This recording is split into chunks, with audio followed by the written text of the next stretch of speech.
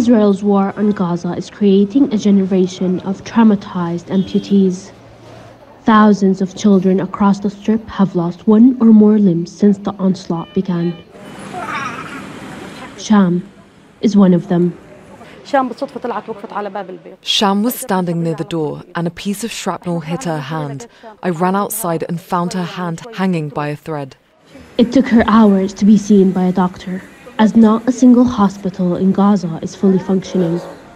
Despite the horror of her experience, Sham was one of the luckier ones. Her amputation was performed with anesthetic.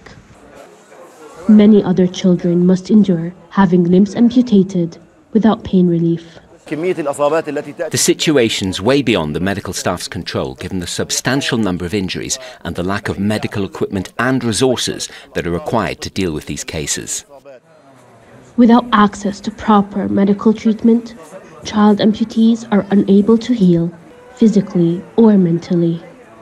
Amani's son used to be a quiet, calm child, but his mother says he's now angry and stubborn as he struggles to accept his new reality.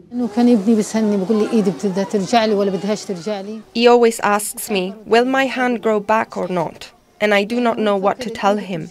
He thinks his hand will grow back. He does not know, and I do not know what to tell him.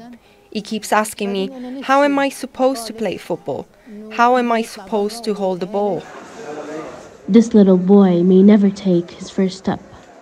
Isam Aqil's father says he needs a bone graft and needs to urgently travel abroad for treatment. But medical evacuations have stopped since Israel took control of the Rafah crossing early in May. He has not seen anything yet. He is constantly suffering and screaming in pain. What has he seen of this world? His condition is terrible. I ask that my son be allowed to travel abroad and receive treatment, or he will lose his foot.